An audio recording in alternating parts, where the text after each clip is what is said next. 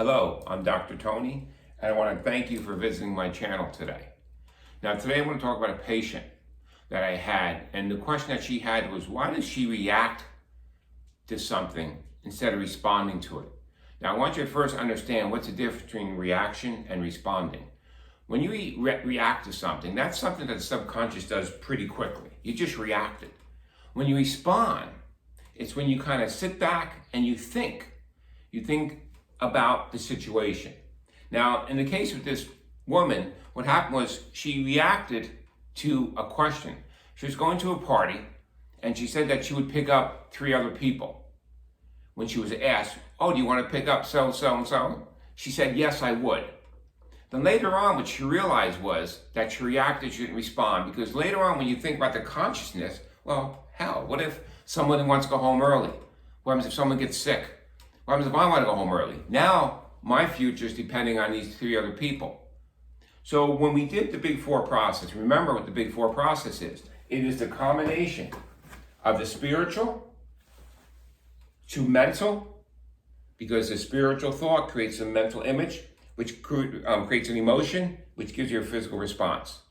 So when you combine those 4 together, paradigm shift, alternative, you can alter physical matter, and you can even have spontaneous healing.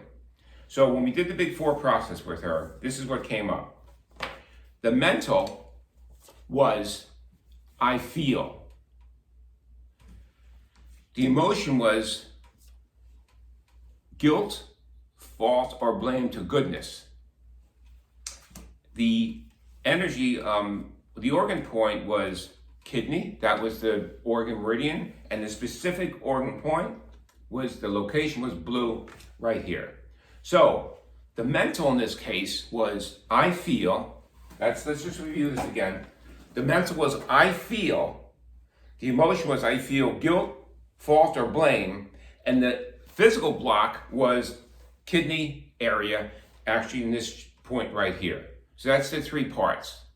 Now, when I talked to her, I said, okay, well, what do you feel when you react to something? Who reacts in your life that you know? First thing she said was her father. So my father always reacts to everything. Okay, so this is what happens in a case like this. We have her, if she reacts like, and she wants to be like her father, if she reacts the same way, she's going to, again, connect to the father. So how do we combine this? So how do we change this guilt to goodness? So when she says, I feel, I can feel goodness. And how can we change from her reacting to responding to something? Well, again, we always want to be like our parents. We learn from them from that 0 to 7 years old. That's when we are just collecting information. We're no analytic mind.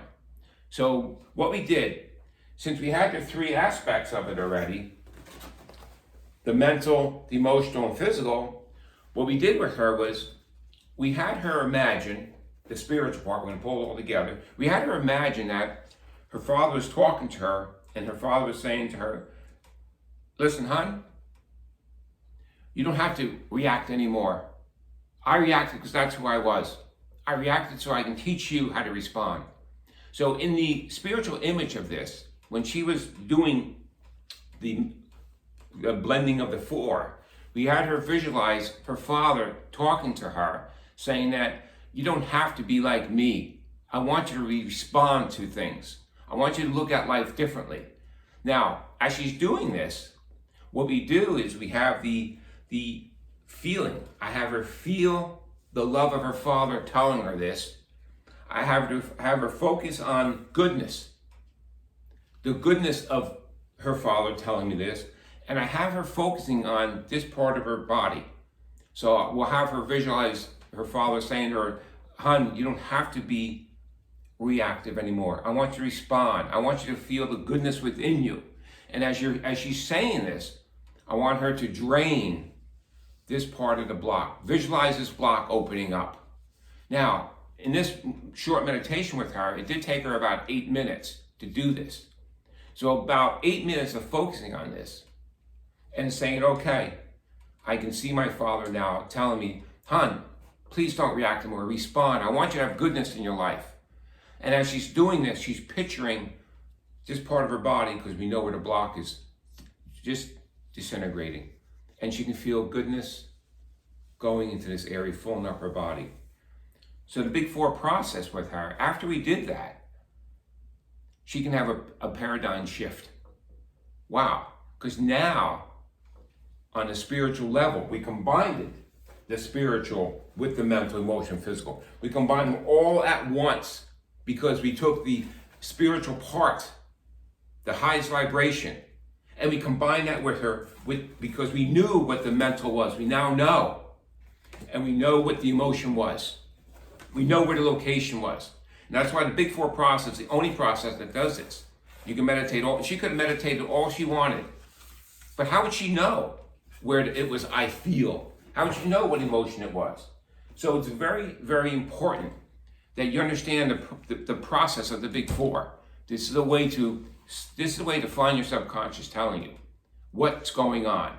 So I want to thank you for listening to this. I hope again, this is like my 15th video. I'm hoping that you are starting to understand, and again, a lot of information. I've been doing this for years, a lot of information coming up with what I do with the Big Four process. And why I want you to learn this. So you can do it yourself. When you get the cards, you can experiment, try it yourself and see every day. And then you can pull everything together to have that paradigm shift or whatever, spontaneous healing or ultramatic, whatever fits into your life. Again, please subscribe, hit the bell, send this to anyone, because I really want to build this up so I can start doing lectures and teaching people how to do this on a higher level yet. Okay, the cards are to introduce this to you so you can get a basic understanding. I want to thank you again. Until next time.